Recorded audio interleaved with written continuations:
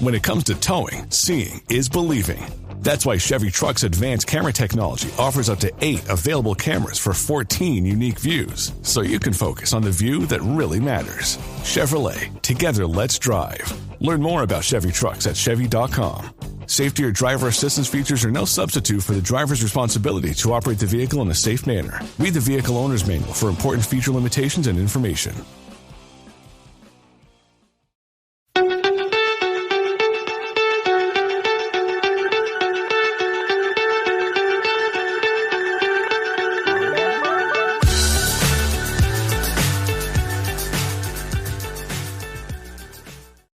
Right, hi everyone. We're here today to do one of our reviews on the South Wales Premier Cricket League this time. And our guest today is head coach of Swansea, Brad Wadlan. Good to see you, Brad. Good to see you. Thanks for having me. And once again, joining me as always, Hugh Newsom, king of the stats when it comes to Premier League cricket. How are we doing, Hugh? How are we doing? Great to see you again, mate. Hey, we're with Brad Wadlan. Who could be better than the head coach of Swansea Cricket Club, who won the South Wales Premier League? And as of yesterday, that's when we're recording this because it's going to go out a little bit later, head coach of Wales in the national counties. How's that feel, Brad? Yeah, it's great to finally get it out there. Really pleased to be named as head coach. Grateful for the opportunity and looking forward to it moving forward. Definitely. I'm sure we'll be talking to you a lot more about the NCCA during the season and something we're going to be following very closely ourselves. But let's get into the South Wales Premier League in 2023. So your team, Swansea, you won the league, and we'll go through what happened there very shortly. You beat Newport into second place and Cardiff into third. So 3 big towns and 3 big clubs down there in South Wales. Down at the bottom, Port Talbot have been relegated together with, let's get this right, Ernest Towie. That's correct. There's a bit of a humdinger down the bottom, though, with Neath and Ammanford only 1 point ahead of Ernest Towie. You have 4 teams going into that last couple of weeks, and it could have been anyone's, really, couldn't it? Tell us, Brad, in that season at Swansea, what stood out for you? What were the surprises or any clubs that you thought didn't expect them to be there or the other way around? I think it was it got voted in this time last year that 2 up, 2 down, and actually the team that brought that to the table was Ernest Towie, the newly promoted side to the league. So they brought that to the table. It got voted in. So in fairness to them, they brought that to the table, and unfortunately, last day of the season went down by 1 point. But for me, it made the South Wales League very interesting going into that final week. So we were 15 points clear and we were rained off against Ammanford. Yeah. So Ammanford were down the bottom as well. So we were rained out 5 points each. So Newport had to collect 20 points against Neath in that last game of the season. And I mean, Neath before that last game had only won 2 games all season. So we were sat there watching it on the TV on the link, and Newport were bowled out, I think, for about 190 or just missed out on their 2 batting points, which meant for us, we knew we were Premier League champions. Yeah. And I think that actually filtered into Neath's benefit because Neath hit then Newport while they were down, realising that Newport couldn't win the league. I think and Neath ended up chasing that 200 down relatively easy and actually stayed up. So it actually gave Neath the opportunity to go out there while Neath were down and sort of put them down a little bit more. So you were quite thankful of the efforts of your Wales NCCA colleagues, Rich Edwards and Tom Bevan, then? Absolutely. Rich got a very good complimentary message from me that evening. So he took 3 for 41, and Thomas Bevan 3 for 10. He did, yeah. I was texting, but obviously they weren't going to. I was saying, get Bevs on earlier, get him on earlier. They timed it well. I was going to say, he doesn't bowl that often, I don't think, does he? To get 3 for 10 that quickly, which he made up for the fact he only got 4 in that innings anyway, in that game. But, I'm just looking at the scores there. Neath 199 for 7 after 43 overs, having bowled Newport out for 196. That was a tight game, wasn't it, as well, to run down to that? It was absolutely. And I think it was one of those games where Neath had to win to stay up. So they had to literally play a certain tempo to make sure they got the win. And I think in that, if they'd lost one more wicket, I think they would have lost another point. So then it would have gone on head-to-head between 3 different teams. What an end to the season. And we've had a few close calls through the leagues that we've looked at so far, Hugh, but I think that's probably getting as close as anything, isn't it? One of the closest, yeah. I mean, the league sort of top to bottom, 249 at top. 107 at the bottom, but that doesn't tell the picture. It's that 130. Yeah. So yeah, in terms of the closeness of the league, if you ignore Port Talbot, who is sort of well adrift, the rest of the league actually very, very tight. I think probably affected by what appears to be, and we all suffered through it, not the best summer in recorded history. Yeah, there was quite. I'm looking down the list there. Swansea with 4 games cancelled, Newport 3, Cardiff with 5, Bridgend with 3. To be fair, Cardiff there with 5. That makes a difference, doesn't it? We had a similar situation up in our own Derbyshire League where Spondon had 4 of the first 5 games cancelled, and you're done for then, aren't you, when that happens? And for Cardiff to lose more games than that, Ammanford, to be fair, came in 8th place in your league with 7 cancelled games. It's an interesting one because there's certain grounds, I'm sure that it's the same in every league, where if you get bad weather, they're difficult drying grounds. Yeah. And I mean, if you've got a bowl, for example, if your ground's in a bowl and it rains, and the summer we had, I mean, April from memory, pre-season was pretty much a washout. We didn't get many games in, and then the last month of the season was quite similar. So the start and the end were wet months, and I think a lot of the grounds, in fairness, did extremely well. What a stat would be interesting to see: the games played, how many of them would have been rain affected? How many games would have been reduced overs, or because the weather would have played such a huge part in a lot of league cricket, it would have been quite interesting. Well, my friend Hugh did a stat. I think it was August, wasn't it? We looked at it, Hugh. I'm planning on following it up actually, but it was the joint worst summer for since 2012, 20 years. Well, it was the worst since 2012, but there was three bad ones, and one of which I moved abroad just after. So I am considering my options this winter with the weather we're having at the moment as well. Well, but I remember it very clearly. At that point, at the end of July, 25% of Premier League games had been cancelled around the country.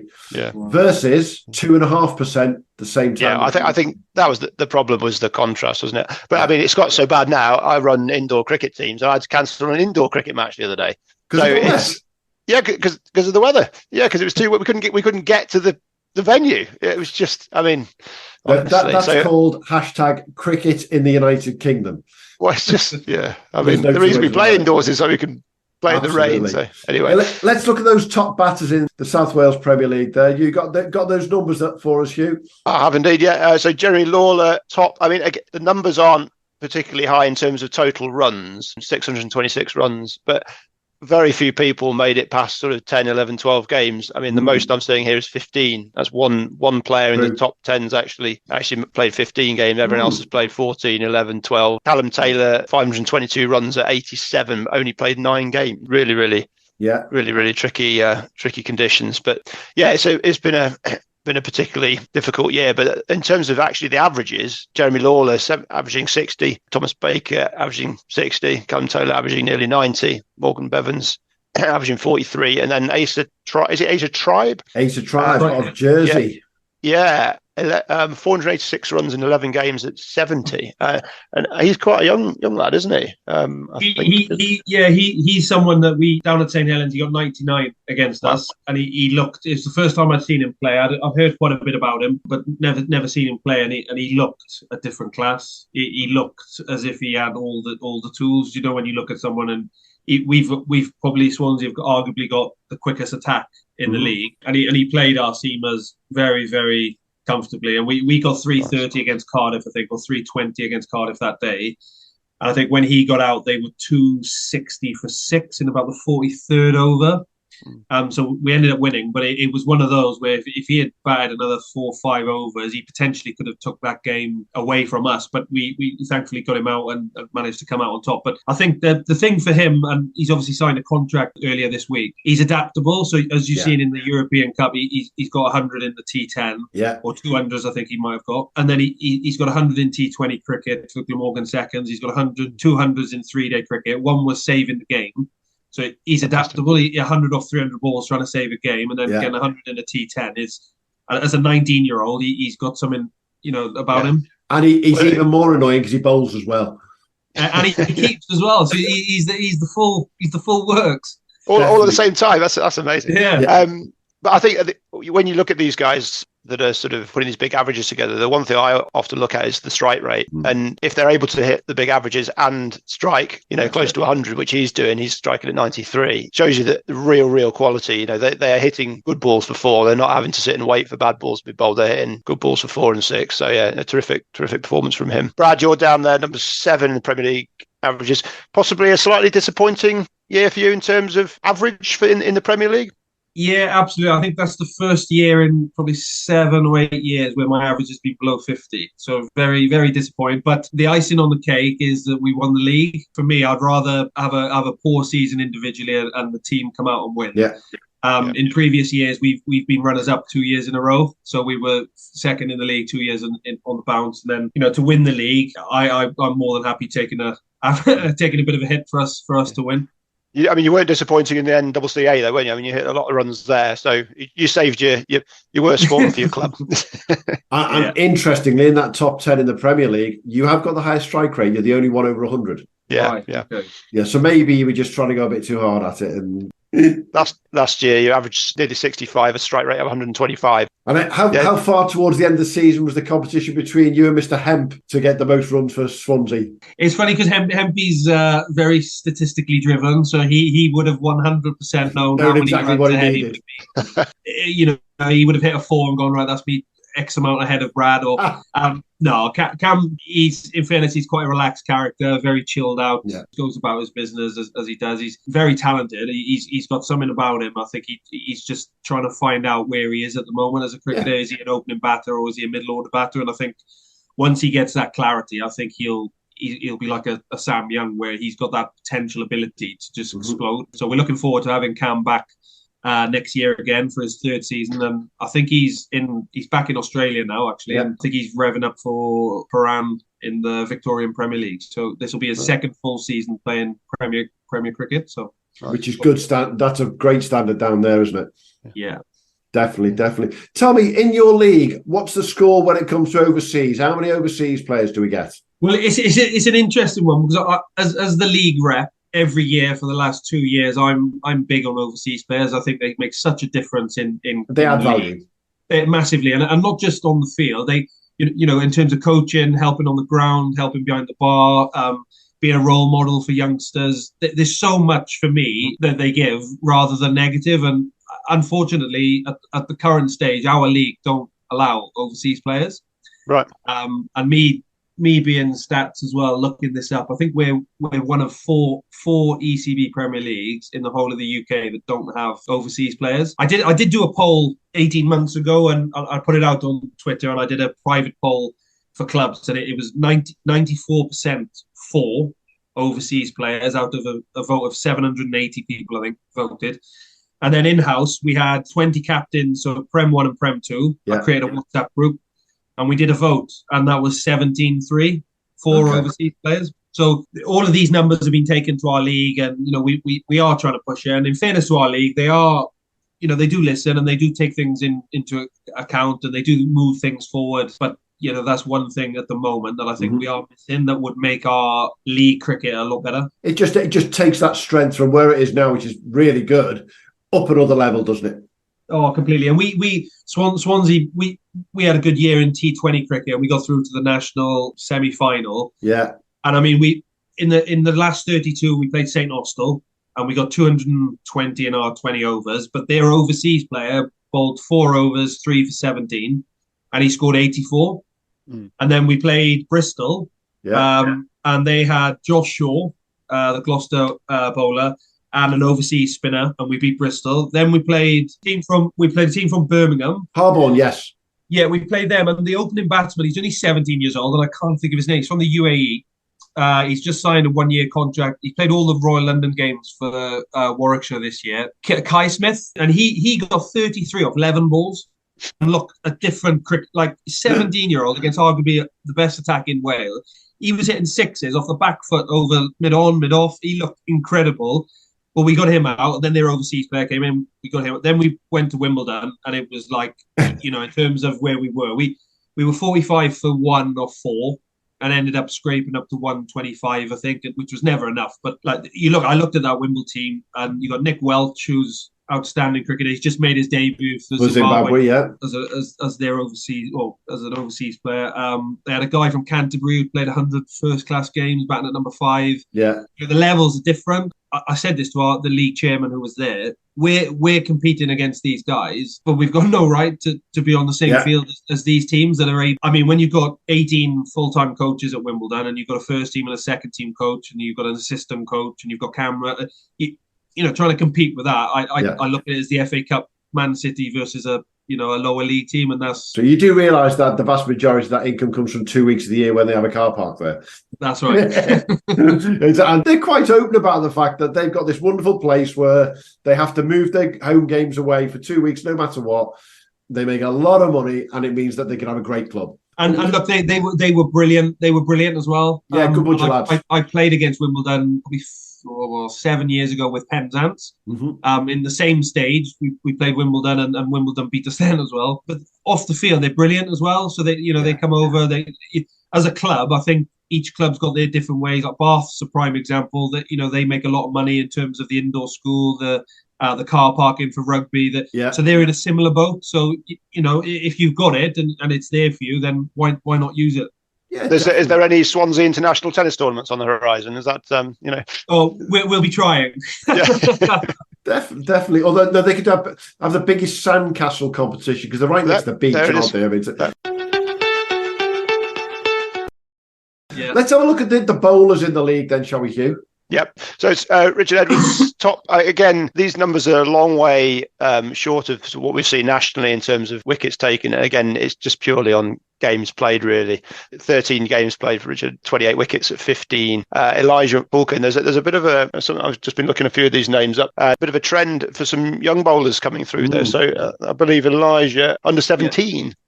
He is, yeah. So he's a left arm spinner, very similar to myself, and I've done a bit of work with him with the under 18s and under 16s over the last 2 years. He's very accurate. He's going to be someone, I think, long term in terms of Premier League cricket. His name's going to be up there a lot. So, sorry, we talked about these young lads coming in a few of the other ones we've done, and it's very tough coming into Premier League cricket. So to come in 26 wickets, stacking the table, 26 wickets at 18 as an under 17, absolutely fantastic.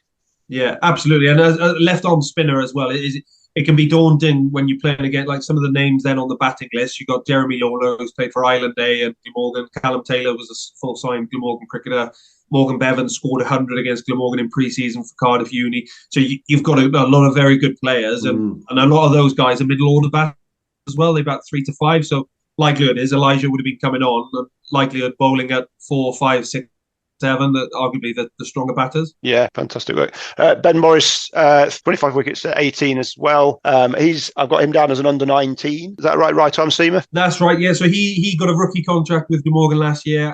He was part of the under 18 side that won and made back-to-back finals in the T20 and the one-day final. So he had a big season, and this was actually his first year playing Premier League cricket because his home club's Abergavenny, who've just been promoted to Prem 2. Mm-hmm. Right. So Ben had a standing season in terms of league cricket. I think that's his first season, and he definitely was one of the Premier League. Brilliant. Then Majid Elias, I think that's pronounced, 25 wickets at 19 is a right arm leggy, I believe. That's and then Rodri Lewis, 24 wickets at 16, only 10 games there for Rodri.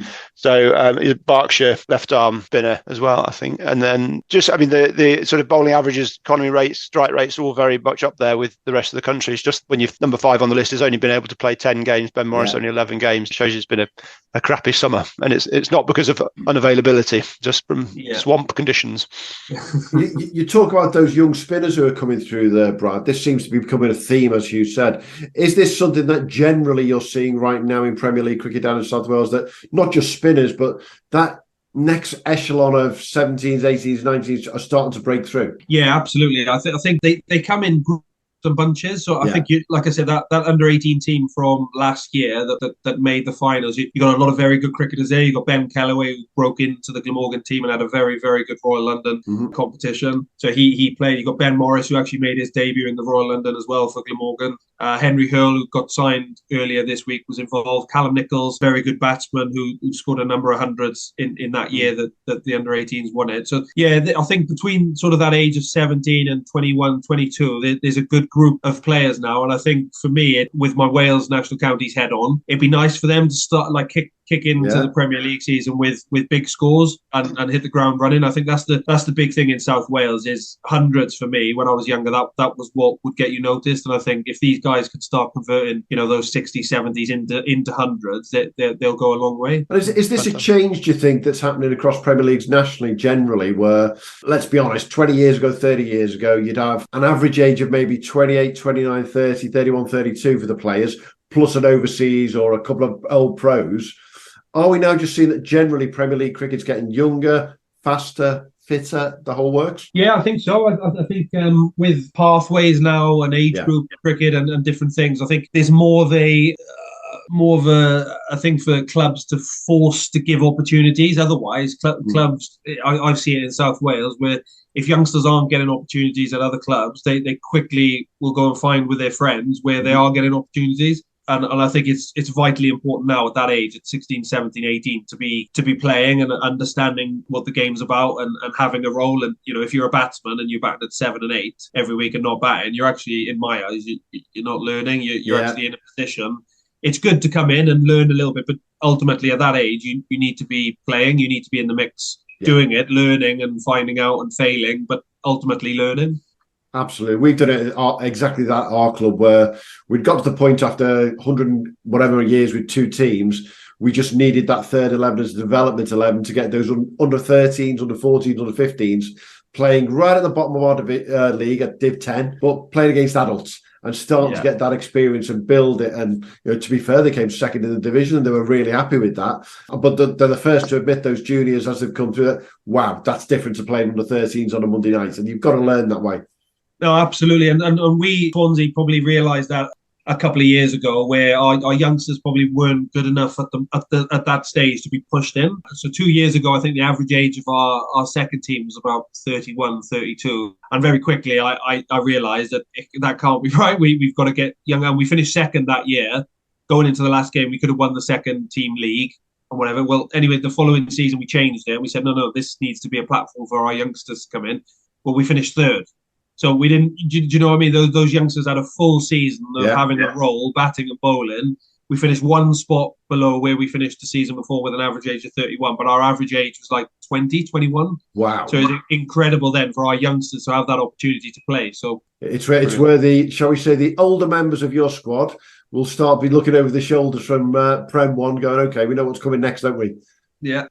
Should we look at the all-rounders in the South Wales League there, Hugh? What you got on them? So Brad's actually sitting at the top. Top of the all-rounders. Is this the first time we've actually spoken to the top all-rounder in the league? That's it. Yeah, absolutely. He wasn't top last year. Callum Taylor was top last year. 2021. He just shut you down there, Brad. Yeah, no, he was top. I was expecting him to be top last year, which is why I looked top in 21 though. Yeah, so combination of wickets and runs in my half-baked bang average algorithm. But Brad, 452 runs and then at 32, 19 wickets at 19. Callum Taylor, 500 runs at 87 and 15 wickets at 17. So you can argue amongst yourselves over that position. Jeremy Lawler, 11 matches. Again, 14 matches, 9 matches, 11 matches. Jeremy Taylor, 600 runs and then 8 wickets at 32. And then Asa Tribe, again, 11 matches, 486 runs at 70 and then 14 wickets at 18.57. So, I mean, he's really standing out for me. Really jumping out off the page. But yeah, so those are the top 4. Joseph Vogt round out the top 5, 300 runs and 19 wickets. So 300 runs at 30, 90 wickets at 30 as well. So it may seem a strange question, Brad, but it varies around the country. How important in your league is that all-rounder versus having that quick opening attack, which you've got at Swansea, versus those top-end opening batters? How important are the all-rounders? Oh, hugely important. I think if you went through our scorecards this year, I think a lot of our games were won by our number 6, 7, 8 coming in, even 9. George Pritchard, I think, batted 9 in most of our games and ended up averaging around 40 with a strike rate of about 140, 150. So he came in as almost like a finisher type type cricketer for us, and he's a lot better than a number 9. He is a 6, probably a 5 or 6 in most clubs, but the depth that we had, the all-rounder position, I think is so critical, because they become 2 players, and you look at that one player then and you go, well, you offer us what 2 players would. So I think Swansea were very lucky having, well, I say lucky, but we were good having 3 of those guys. And opposition teams, if you look at the last sort of 3 years, Newport, St Fagans won it the 2 years previous, then us, but the top 3 have been quite similar. So it's been St Fagans, us, Newport, St Fagans, us, Newport, us, Newport, and St Fagans finished 4th because they had 2 games at the end called off. Right. I think each of those 3 teams have those all-rounders in the middle that control games, and I think Bridgend have done pretty well. Bridgend probably had their best year in about 4 or 5 years, and had Ben Kellaway back at number 4 or 5. Tom Baker was the number 5. He's had an outstanding year as a wicketkeeper batter. So absolutely, that all-rounder position is so vital in most teams. And I'm guessing from what you said earlier, that's an area where if you could get overseas in, that's exactly where you're putting them. I think a lot of teams would be silly not to get an all-rounder, because, like I said, they offer you two variables where they can affect the game. Whereas if you just go for a gun batter on club wickets, you could turn up and be on a low, slow wicket, get a bad ball or get a good ball. Whereas you get an all-rounder and you've got the swing of both. You mentioned Ben Kellaway there. He topped the all-rounder of the season match award for the South Wales Prem. 39 runs off 44 balls and 5 wickets in one game. So that's Bridgend versus Swansea against you guys. So a terrific performance there from Ben. It was, and Bridgend turned us over that day, and we had them. They were actually 0-2 when Ben came in the first over. So that wicket was. It was a turning wicket, but Ben bowled exceptionally well. But also the tempo that he batted at, he changed the tempo of the game. So they were 2 down in that first over, but after 10 overs they were on 5, and he was flying. So the tempo of the game had changed, and he's definitely a name to look out for, Ben Kellaway, because you look at his Royal London strike rate, I think it was 122. The way he bats, it's natural to him. Like he reverse sweep seamers, spinners. He reminds me a bit of a Tom Banton. Type cricketer, so he's one definitely for the future to look at. He's under 19, is that right? He is, 19. If you were to give us 2 or 3 names for next season that listeners can look out for in particular, that would be one of them, obviously. Who else would you be looking out for next year in the Premier League, from the emerging talents in particular? Yeah, well, I think the other obvious one would be Asa Tribe. Yeah, I think his rep has gone through the roof, and I feel a little sorry for Cardiff, because in our league you're allowed 2 allocated players, and obviously with Henry and Asa being signed now, that would mean Cardiff have got Kieran Carlson, Prem Sisodia, Henry Hurl and Asa Tribe, which means they're going to likely lose 2 of those players, which it's tough, because Cardiff, if they've come through your system and stuff, in my eyes, in my own opinion, I don't think they should be allocated. I think they've come through your junior section. You should have them anyway. Yeah. But yeah, look, I think Henry Hurl is a very good cricketer. He got 110 against Colwyn Bay in the Welsh Cup off about 70 balls, and he played for England under 19s last year at the back end of the summer. And yeah, Rodri Lewis, I know he was vaguely touched on in terms of the bowling, but he's a very, very good talent. Glamorgan have had a good look at him, and he's a genuine all-rounder. So he reverse sweeps. He's been part of a very, very successful Berkshire setup for the last 5 years.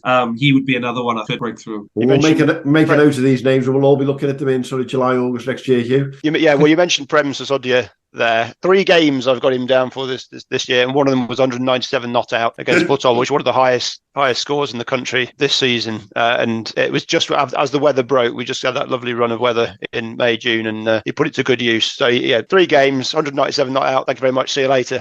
I am going to say that he only scored 241 runs out of deal, so he didn't score that many in the others, did he? Well, I mean, you might have got a 50 and a 0, so you'll take it when you. I mean, Yeah. We've all hit a 50 when we shouldn't have deserved one, or taken 5 when we shouldn't. We've all hit 197 not out when we didn't deserve it. No, I didn't. Notice I said hit a 50. I didn't say hit 197 not out. Different class altogether. What was that? The highest score in the league, was it this year? Yeah, by a fair distance, by over 50. Yeah, weren't many higher in the country all season. Tell me, Swansea going into next season, have you got much on the go in terms of what you want to bring into the club? Or are you confident in the group that you've got already? Yeah, well, I'm one massively for forward planning. So we, when I first joined Swansea 5 years ago, we had a structured plan of this is where we want to go, this is how we want to do things, this is how we want to expand. And season to season, you're going to lose players come and go and things. So we knew we were probably going to lose two, but we've signed two. One's been announced, Will Moore, who's a very talented. He's 19 years old. He's been clocked on the speed gun. There's a couple of videos online of him bowling 84, 85 mile an hour. So he's played a couple of second team games with Glamorgan.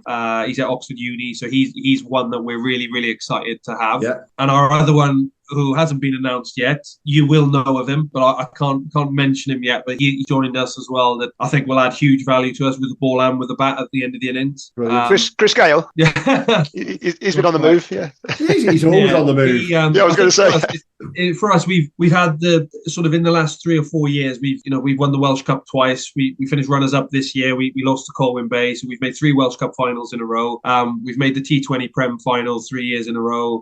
The SWCA T20 Cup, which is the local cup, we've won 2 years, and we've won the Premier League now and been runners up twice. So for us, it's been a very successful year. But next year is a bit more, a few more youngsters to blood in. So we've lost 2 players that are a bit senior, but that gives brilliant opportunity now for a 19-year-old to come in and another 22-year-old who we think could go on and play more professional cricket on the back of what he's already played. And from what you're just saying there, it sounds to me as though you're bringing these guys in as well, because that national T20 where you've just been on the cusp a couple of times, that's where you want to get to by the sounds of things to me. Yeah, absolutely. You've obviously read my mind quite well there. We the national, I think the boys, we had that date, the 6th of August for the qualifying, because in Wales you play it, and we won it last year, so we qualified for it this year, if that makes sense. Yeah. Whereas in other competitions you play it in your summer. If you win it, then you play. We're a year behind, if that makes sense. So we play, and then we know the following year we're going to be playing in it. And the 6th of August, which was the games against St Austell from Cornwall and Bristol from the Whipple, we pre-planned that, right, everybody's available for the 6th of August, let's make sure we attack it. And we did, and then we knew we were playing Harborne or Wimbledon in that next round. So we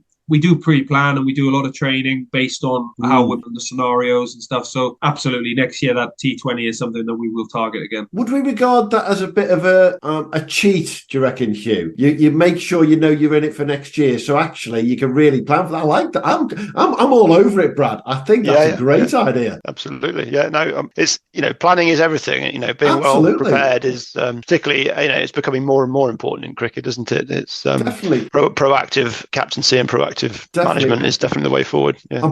Bearing in mind the South Wales Premier is a 50-over win-lose cricket league, which means you applaud and we don't have to worry about what bloody format it's in. We've now found the difference. They plan their T20 for the year after. So there's always something that's different, and that's quite a good one, that definitely. I'm sure that's who you've been signing players for going forward. And Mr. Moore, I think, will be quite interesting in those games, won't he? Yeah. No, he'll be good. And I think he'll add that little bit of firepower where I think in T20 cricket, definitely, where you turn up against teams like Wimbledon and Bath and these guys who got very good cricketers, you need that X factor. And I think Will definitely has got that potential X factor to go 3-4 wickets in a spell and sort of open up an end. Definitely. Hey, listen, final question before we close this one. We started right at the beginning with your new role as Wales head coach. You're going to be head coach at Swansea and going to be playing for Swansea, I presume, again. Yeah. How on earth are you going to fit all this in next year? Yeah, it's going to be a busy year, to say the least, isn't it? It is going to be a busy year. And again, I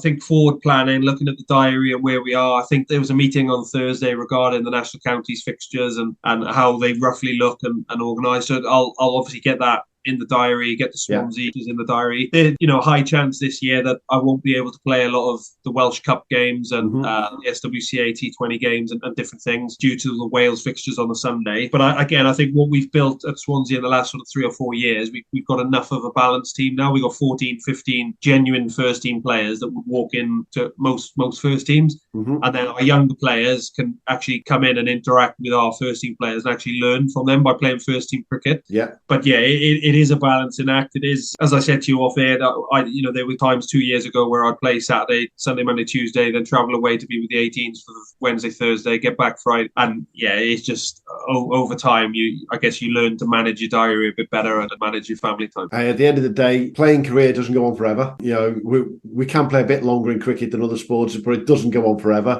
Coaching is the future for you, clearly, without a shadow of doubt. Otherwise, you wouldn't have been made head coach of Wales. Yeah. And obviously, where does that take you next week? It'd be great to watch the journey, Brad, and see where you go there. Thanks for your time talking about South Wales Premier. We're going to follow up with you in the new year, definitely, and see what happens with Swansea and one or two of the other guys throughout the league. Brilliant. Thanks for having me, guys. Really appreciate it. Cheers, Brad. Cheers, Thanks, Brad. Thanks for listening to the Premier League Cricket Show. If you haven't already, make sure to hit that subscribe button so you don't miss out on future episodes and stay updated on all the latest news, views and discussions from around the Cricket Premier Leagues. And be sure to follow us on X, formerly known as Twitter, and Instagram at TPL Cricket Show on both. Join the conversation, share your thoughts and connect with us and your fellow Premier League cricket fans. And hey, if you enjoyed the show, why not show us some love? Leave us a 5-star review on your favourite podcast platform, as it helps other potential listeners to find us when they're searching for cricketing podcasts. Thanks again for being part of the Premier League Cricket Show family, and until next time, have a good one.